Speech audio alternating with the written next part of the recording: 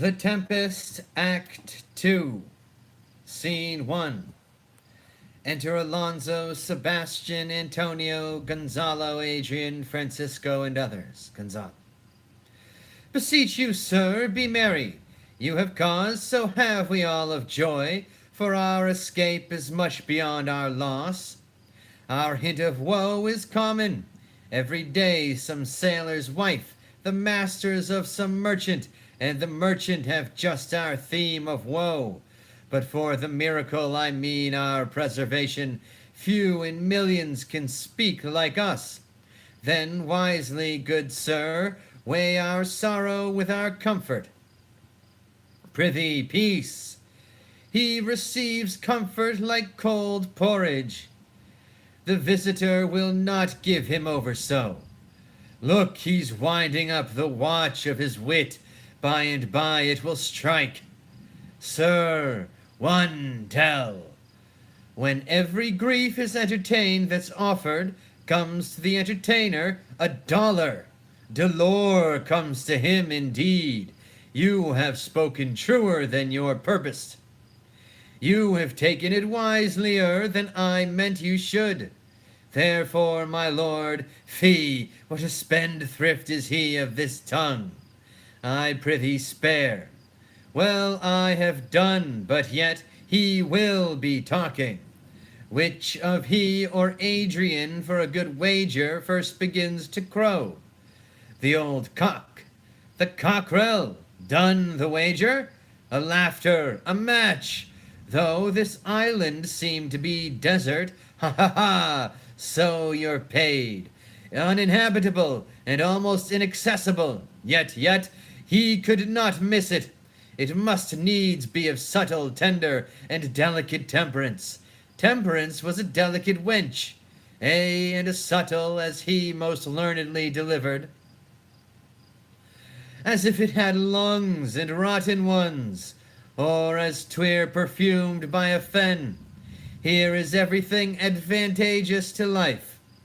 True, save means to live, of that there's none or little.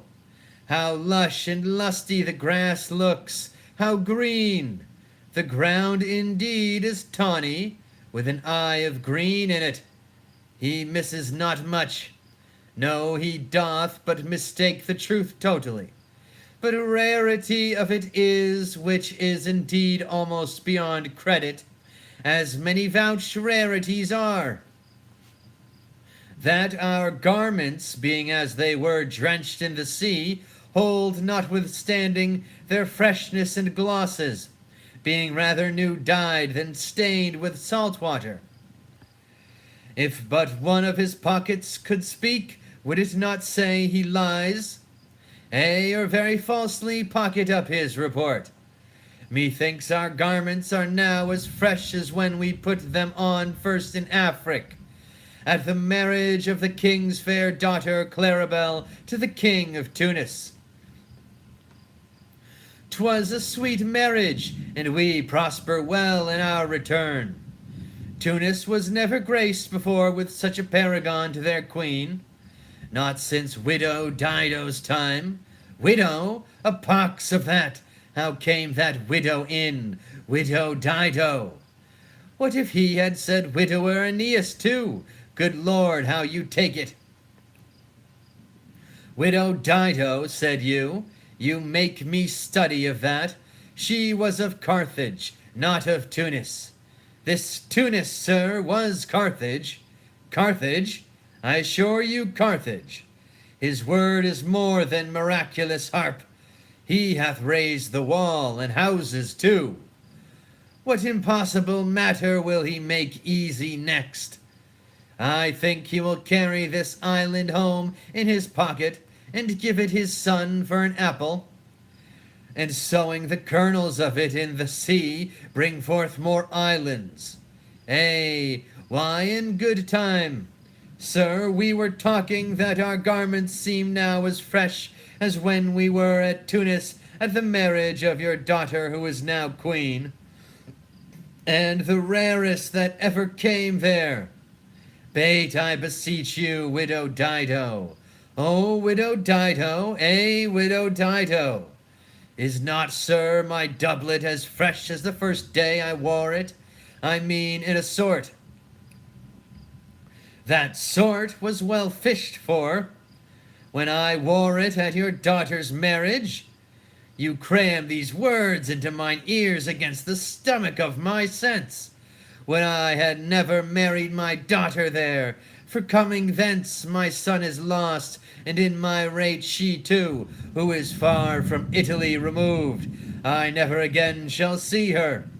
O thou mine heir of Naples and of Milan, what strange fish hath made his meal on thee?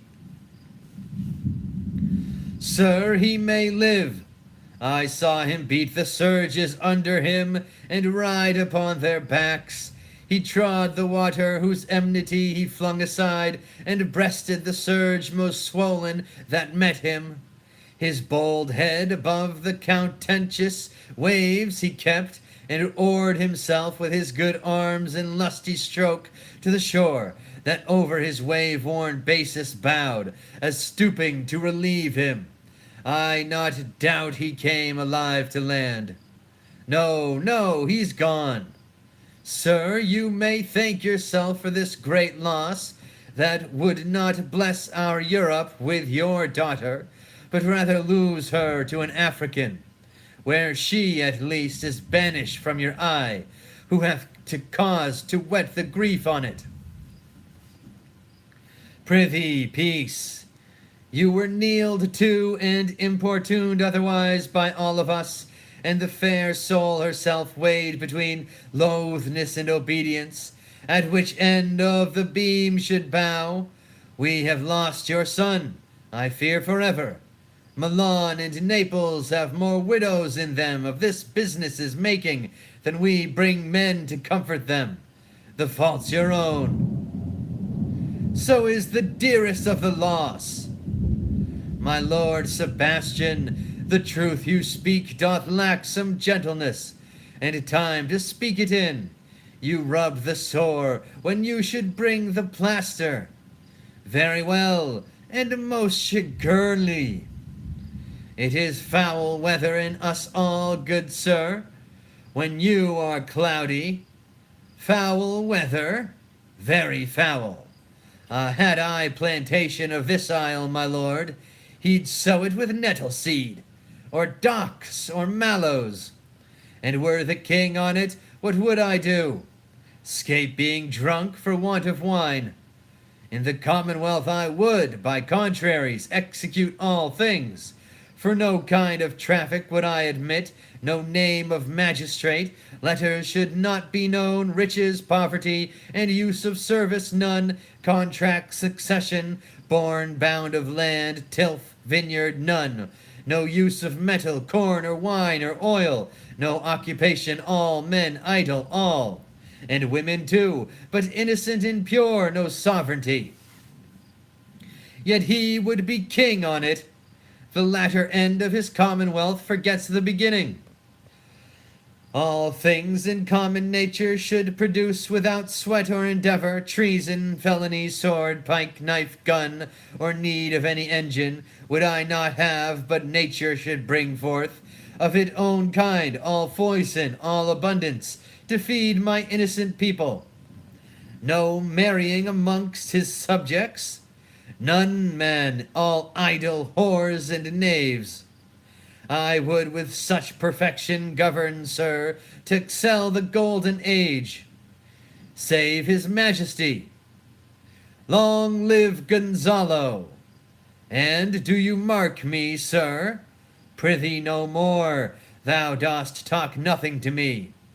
I do well believe your highness, and did it to minister occasion to these gentlemen, who are of such sensible and nimble lungs that they always used to laugh at nothing. 'Twas you we laughed at, who in this kind of merry fooling am nothing to you, so you may continue and laugh at nothing still. What a blow was there given! And it had not fallen flat long.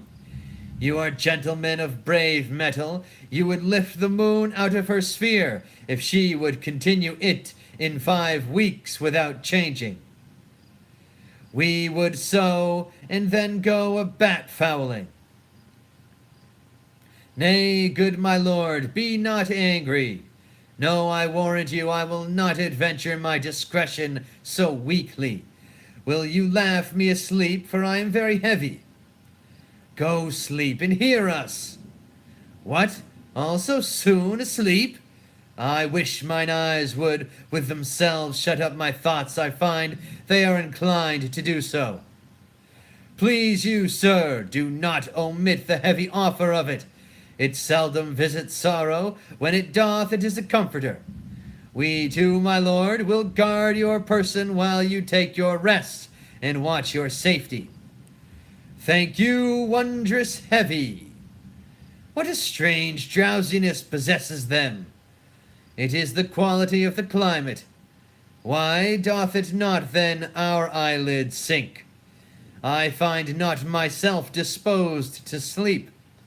Nor I, my spirits are nimble. They fell together all, as by consent. They dropped as by a thunderstroke. What might, worthy Sebastian, oh, what might! No more, and yet methinks I see it in thy face.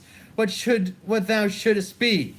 The occasion speaks thee, and my strong imagination sees a crown dropping upon thy head. What? Art thou waking? Do you not hear me speak? I do, and surely it is a sleepy language, and thou speakest out of thy sleep. What is it thou didst say?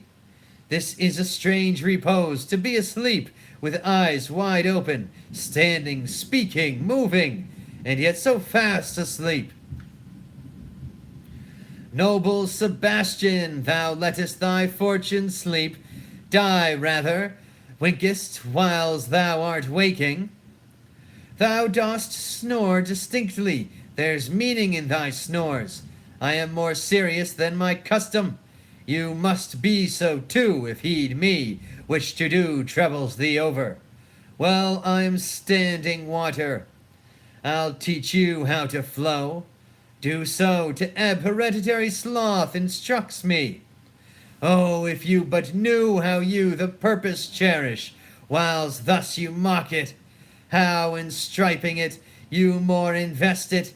Ebbing men indeed most often do so near the bottom rung by their own fear or sloth. Prithee say on.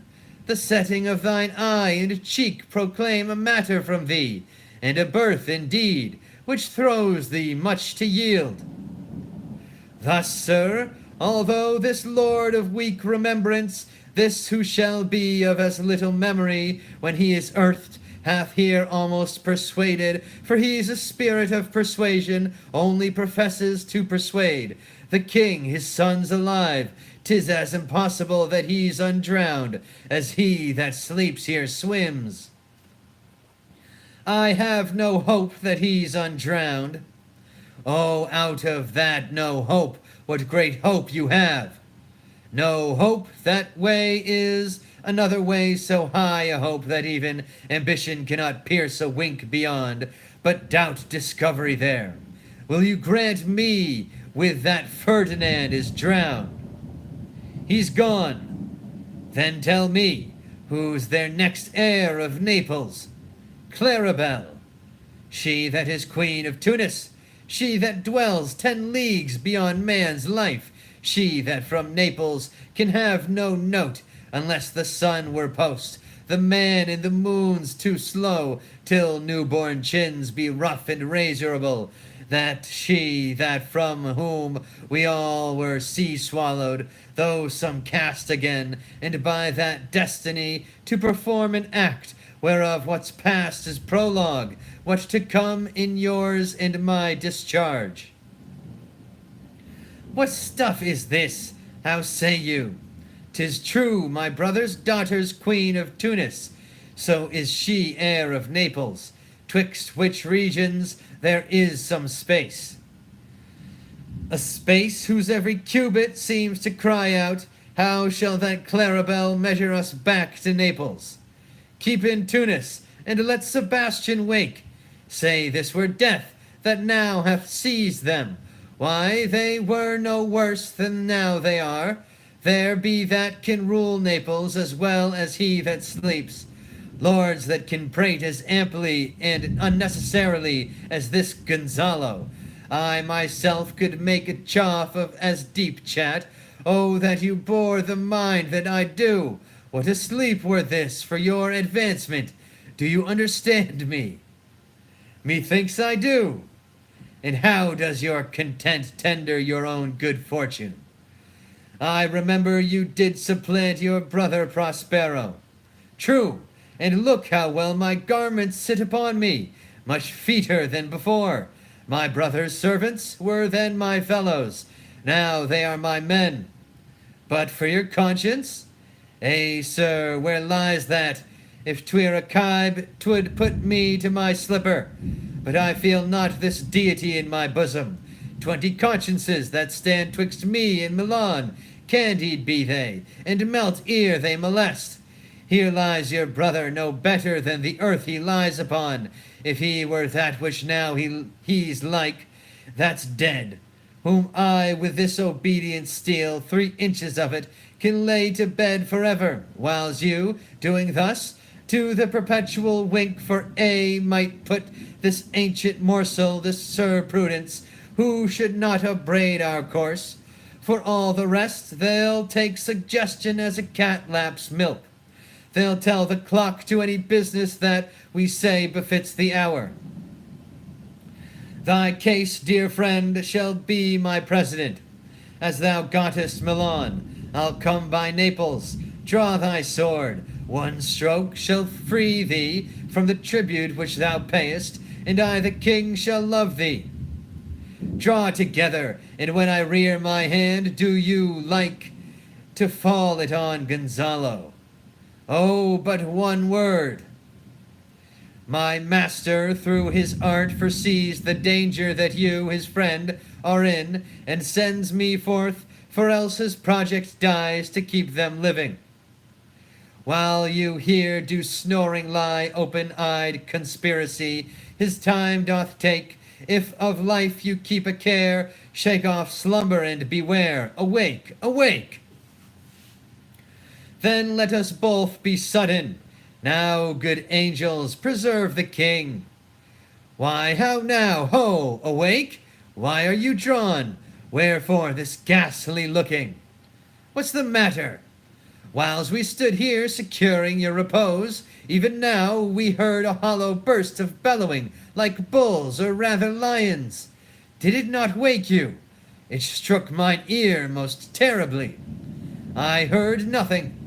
Oh, 'twas a din of fright, a monster's ear, to make an earthquake. Sure, it was the roar of a whole herd of lions. Heard you this, Gonzalo?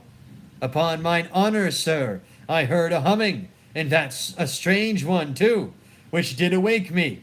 I shaked you, sir, and cried. As mine eyes opened, I saw their weapons drawn. There was a noise, that's verily. 'Tis best we stand upon our guard, or that we quit this place. Let's draw our weapons. Lead off this ground, and let's make further search for my poor son. Heavens keep him from these beasts, for he is sure in the island. Lead away, Prospero, my lord shall know what I have done. So, king, go safely on to seek thy son.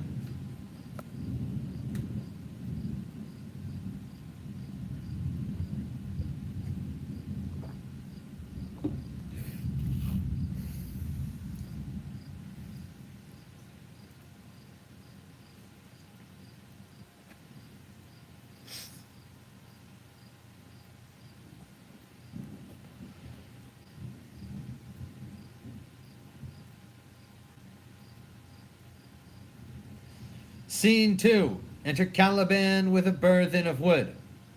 A noise of thunder heard. Caliban. All the infections that the sun sucks up from bogs, fens, flats on Prosper fall, and make him by inchmeal a disease. His spirits hear me, and yet I needs must curse. But they'll nor pinch, fright me with urchin shows, pitch me in the mire, nor lead me like a firebrand in the dark out of my way, unless he bid 'em. But for every trifle are they set upon me, sometime like apes that mow and chatter at me, and after bite me, then like hedgehogs which lie tumbling in my barefoot way, and mount their pricks at my footfall, sometime am I all wound with adders, who with cloven tongues do hiss me into madness. Lo, now lo, here comes a spirit of his, and to torment me for bringing wood in slowly. I'll fall flat, perchance he will not mind me. Here's neither bush nor shrub to bear off any weather at all, and another storm brewing, I hear it sing in the wind. Yond same black cloud, yond huge one, looks like a foul bombard that would shed his liquor. If it should thunder as it did before, I know not where to hide my head. Yond same cloud cannot choose but fall by pailfuls. What have we here? A man or a fish? Dead or alive? A fish. He smells like a fish. A very ancient and fish-like smell. A kind of not of the newest, poor John. A strange fish. Were I in England now, as once I was, and had but this fish painted, not a holiday fool there but would give a piece of silver. There would this monster make a man, any strange beast there makes a man. When they will not give a doit to relieve a lame beggar, they will lay out 10 to see a dead Indian, legged like a man, and his fins like arms.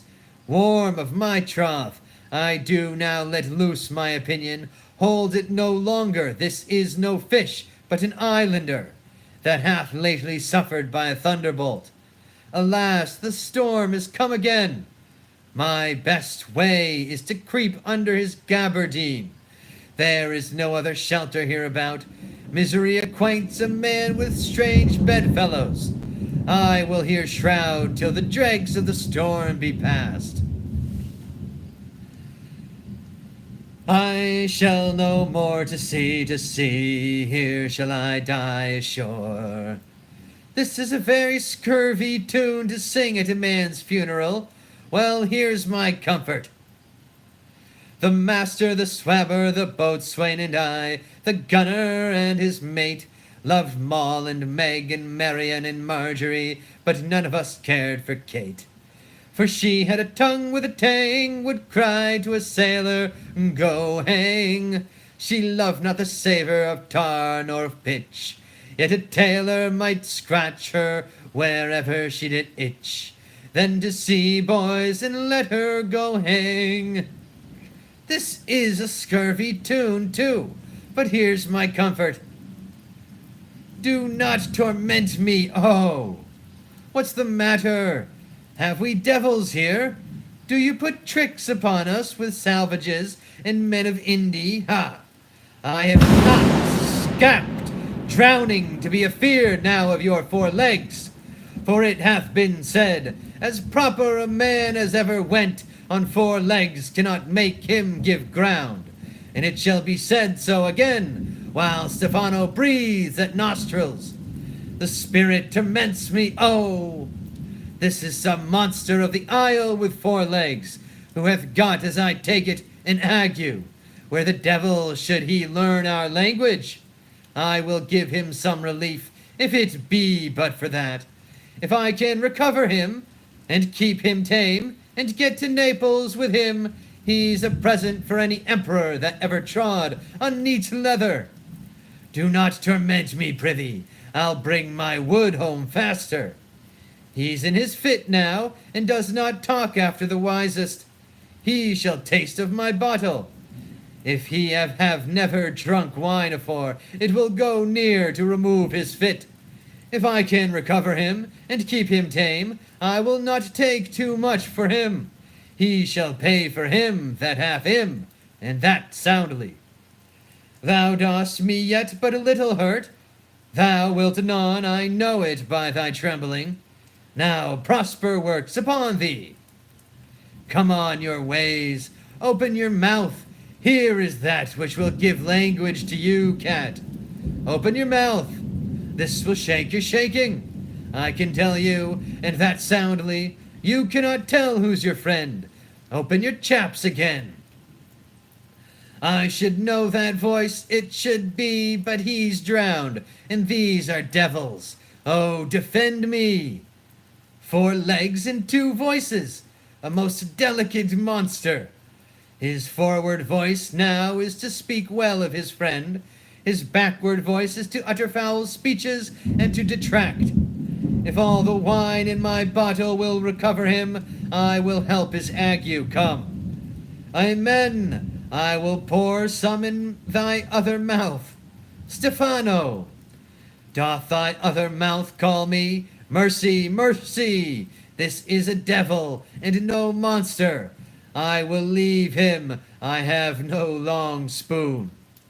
Stephano, if thou beest, Stephano, touch me and speak to me, for I am Trinculo. Be not afeard, thy good friend Trinculo. If thou beest Trinculo, come forth, and I'll put thee by the lesser legs. If any be Trinculo's legs, these are they. Thou art very Trinculo indeed. How camest thou to be the siege of this moon calf? Can he vent Trinculos? I took him to be killed with a thunderstroke. But art thou not drowned, Stephano? I hope now thou art not drowned. Is the storm overblown? I hid me under the dead moon's calves, gabardine, for fear of the storm. And art thou living, Stephano? Oh, Stephano, 2 Neapolitans scaped. Prithee, do not turn me about, my stomach is not constant. These be fine things, and if they be not sprites, that's a brave god, and bears celestial liquor, I will kneel to him. How didst thou escape? How camest thou hither? Swear by this bottle how thou camest hither. I escaped upon a butt of sack, which the sailors heaved overboard, by this bottle, which I made of the bark of a tree, with mine own hand, since I was cast ashore. I'll swear upon that bottle to be thy true subject, for the liquor is not earthly. Here, swear then how thou escapest. Sworn ashore, man, like a duck. I can swim like a duck, I'll be sworn. Here, kiss the book. Though thou canst swim like a duck, thou art made like a goose. Oh, Stephano, hast any more of this? The whole butt, man. My cellar is in a rock by the seaside, where my wine is hid. How now, moon calf? How does thine ague? Hast thou not dropped from heaven? Out of the moon, I do assure thee. Was the man in the moon when time was? I have seen thee in her, and I do adore thee. My mistress showed me thee, and thy dog in thy bush. Come, swear to that. Kiss the book. I will furnish it anon with new contents. Swear.